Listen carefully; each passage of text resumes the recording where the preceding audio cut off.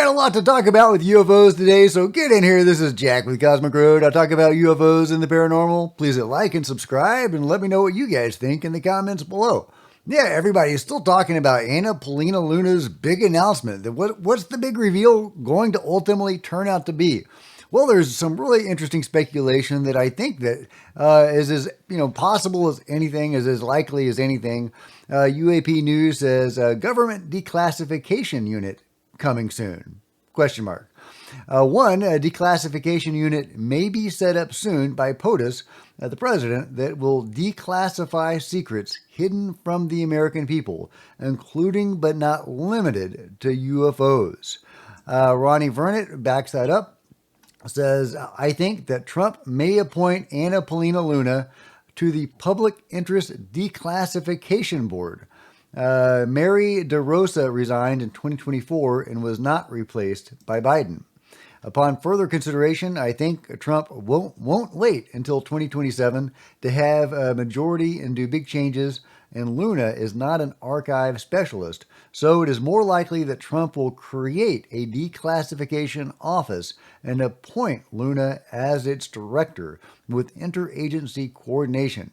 Of course, all this is just speculation, but that, wouldn't surprise me. As something that she and Jared Moskowitz could both get on board with, is the idea of being more transparent and declassifying stuff. And if, she's the one to unveil this, then it would make sense that she would have a prominent role in it, whatever it is. So, being the director of this would make sense. She says it's bigger than aliens, so possibly not NHI related directly, or at least not just involving NHI, but just a general declassification effort to get some of this information out there based on what Trump is doing with the JFK files, MLK files, and RFK. Definitely seems like he does have an interest in being transparent and in declassifying some stuff. He has said he would declassify UFO stuff. So could that mean he has a broader interest in just declassifying everything, or a whole bunch of stuff anyway, and that he would create or re-embolden an existing group to do that? Well, I think that's as likely as anything. So yeah, let me know if you think that makes sense and if you think that could be what is going on. Of course, Stephen Greer is saying that Trump and his administration, they don't know anything about UFOs.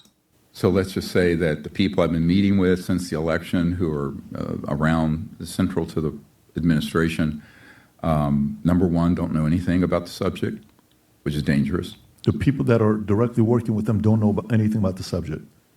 Anyone who's seen unacknowledged knows more than the people around the president. Of course, right?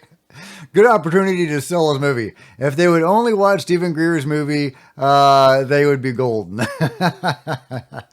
Of course, that goes against what Ross Coulthart and Haim Eshed were saying, that Trump was fully read in. And Ross Coulthart said that his life was even in danger if he revealed this information. I mean, who knows if that's true or not? Do I trust Ross more than I do Stephen Greer? Yeah, I do. But Stephen Greer does have a surprising amount of access and information and, ability to get stuff done, at least as far as bringing whistleblowers forward and stuff. And as much as I disagree with a lot of stuff that Stephen Greer says and does, as far as pushing disinformation out about abductions, and I made a video about that the other day. See my points there. See if you agree with that or disagree with that. But, he does a lot of good things, like promoting CE5 and really popularizing the idea that everybody can have their own personal relationship with the phenomenon. And, of course, bringing forward great whistleblowers like Michael Herrera. So he's done a lot of good work. Is he on the level here? Is he correct that the Trump administration doesn't know anything about UFOs? I don't know. Well, let me know what you guys think. Of course, everything would be better if they only watched his movie. Oh, why not, right? Why not? Meanwhile, at a recent, congressional panel about the mystery drones, Tim Burchett has these comments. President Trump informed us the drones were authorized for by the Federal Aviation Administration for research and various other reasons. Did it benefit other parts of the government when Biden's Federal Aviation Administration acted in complete secrecy?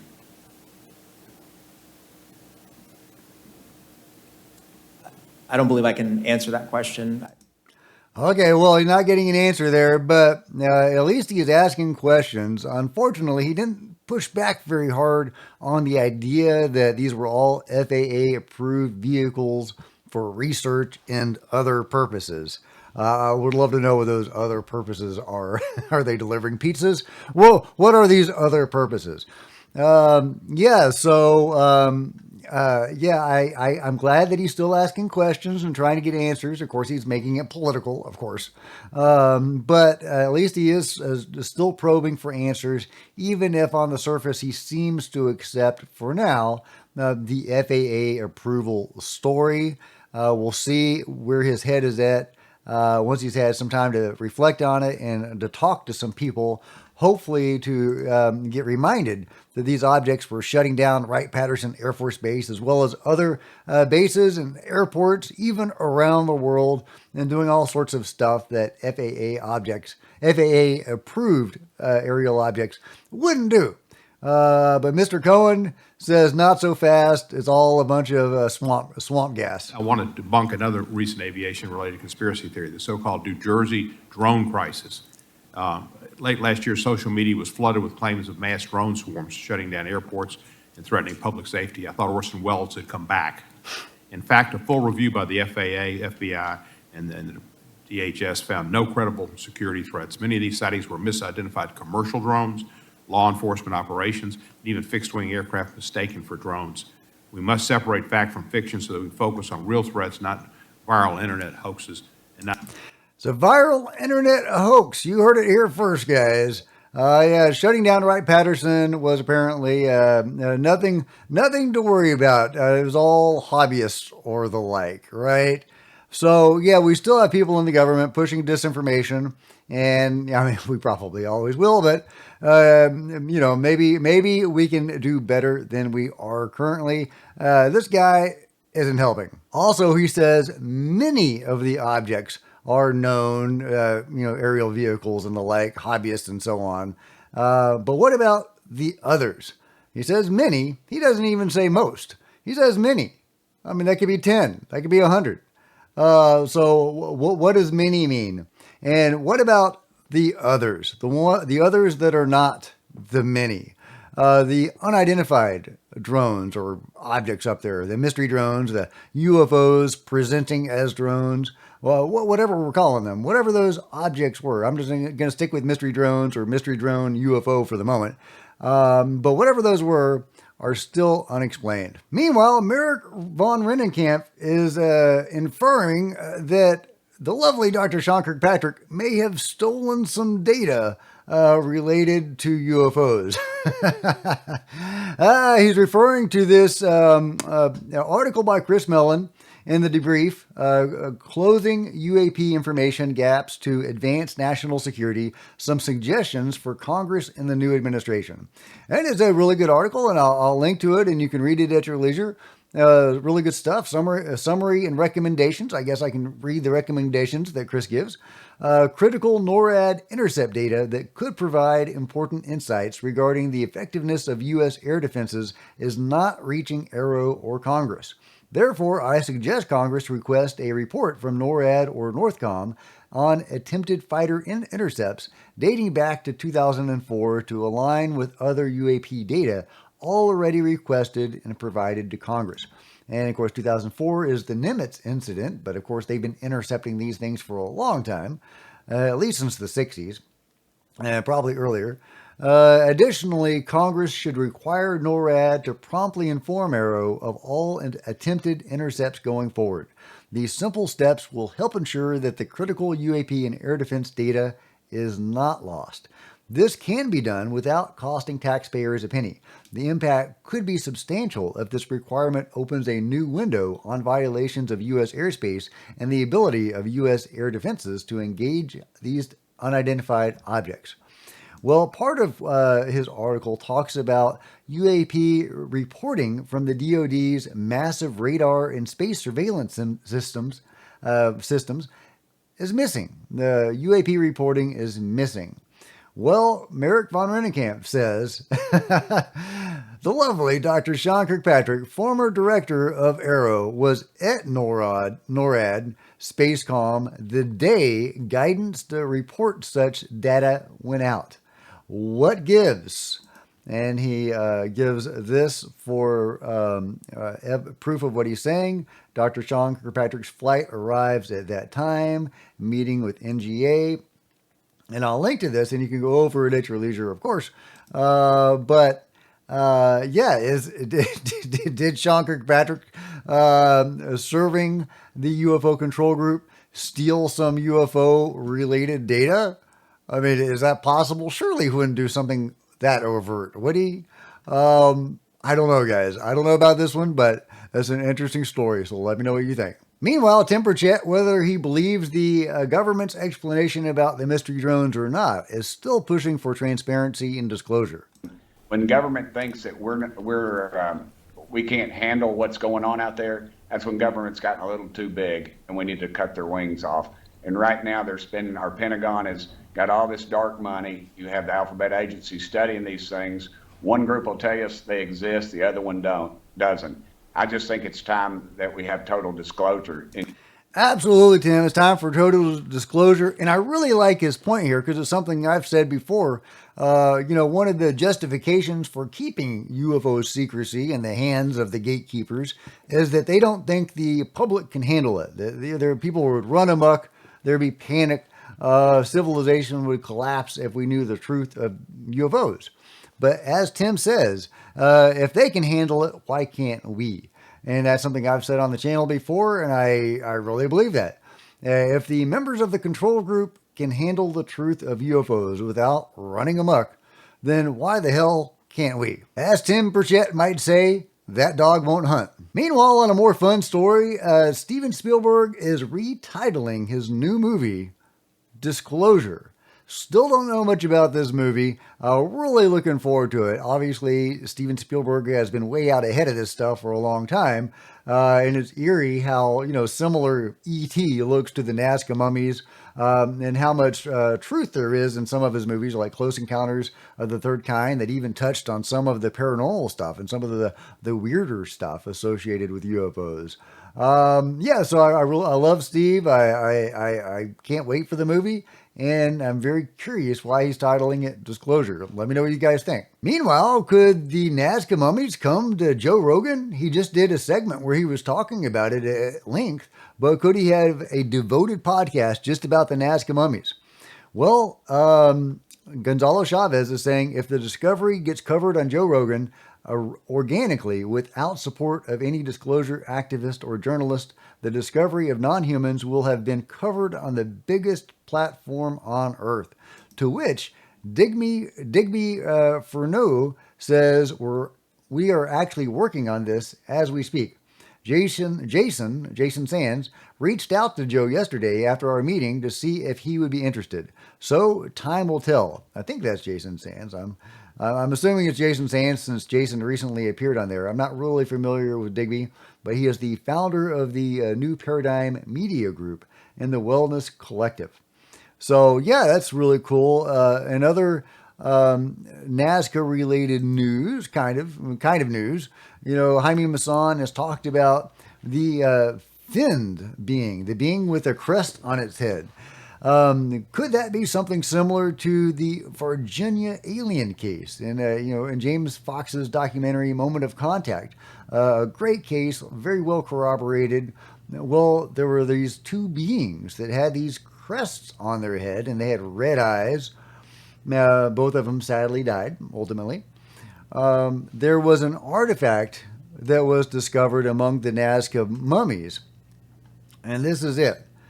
And it looks an awful lot like the Virginia being with the crest on its head, the three crests on its head, the big eyes, etc. So is this a depiction of the being that belongs to the specimen. The Jaime Maussan has talked about them being in possession of a specimen that has fins on it. And we know from the treasure trove of artifacts found with the Nazca mummies that there is an artifact depicting a being with a crest. So is that it? Is a Virginia being, if we're going to call it that, a Virginia alien, in possession, or does Jaime Maussan and his people, are they in possession of a Virginia being?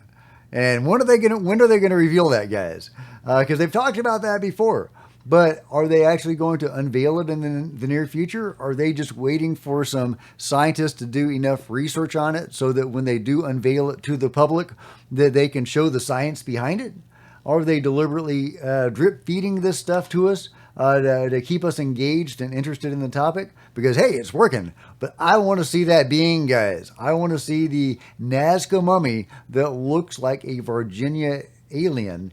And if it is a Virginia alien, what does that imply? What is the connection between the Virginia case, which wasn't all that far away geographically from Nazca? What's the connection, guys? Thousands of years apart, but possibly connected. And also, we might have a body. We've got bodies, y'all. Meanwhile, Diana Pasolka talks about the spiritual connection with UFOs. It's that there's a spiritual component to this. And if you don't get with the spiritual component, you're not going to have access to the information. I'll let you watch the full video at your leisure, but yeah, there's absolutely a spiritual component to UFOs. I've experienced it. Many, many others have experienced it. Is it metaphysical? Is it consciousness? Is it, actually spiritual? I mean, whatever word you want to use, it's there, and it's amazing, and it does seem to be the key to understanding a lot of this, and we're never really going to understand UFOs until we're willing to look at and try to understand the bigger picture. At least that's my take, but let me know yours in the comments below. Meanwhile, check out this awesome UFO sighting from John Bell of Real Florida UFO. I'll link to his channel below. He goes out nightly to capture amazing UFO footage. Look at that giant orb, that giant bright orb. That's just crazy. He gets these contacts nightly. Some of them are slow moving, some of them are fast moving, some of them are high in the sky, some of them are low to the ground. One of them hit his truck once. I made a video on that. He's got fantastic contacts. I love it. John does great work and is an experiencer that the phenomenon will come out for. They seem to want him to get them on camera. Look at that amazing orb, or whatever the heck that thing is. Love it. Good job, John. Here's another one from John showing a fast-moving object that changes direction. So not an asteroid or a shooting star or anything like that. Look at that. Look at that awesome UFO. It's a very fast-moving object. This is the slowed-down version of it. But yeah, you can clearly see this object changing trajectory and then even seeming to pause a little bit. Right there, it seems to pause before continuing on. Really cool. Another great sighting from John. Highly encourage you to check out his channel, Real Florida UFO, and I'll link to it below. Let me know what you think about it all in the comments below. And if you've enjoyed this video, please give me a big thumbs up. I'd sure appreciate it. Smash the like button and the subscribe button and the bell to be notified of future videos. You don't want to miss a thing. Join me on social media, Facebook and Twitter, and maybe Discord link below if it's still active. Buy a t-shirt in the merch store. Become a channel member. Channel members are rock stars, and I really appreciate you guys' support. Thank you so much. Also, channel members frequently get to see videos hours ahead of everybody else. Meanwhile, there are plenty of other videos on the channel, and I'll see you guys next time. This is Jack with Cosmic Road, signing out.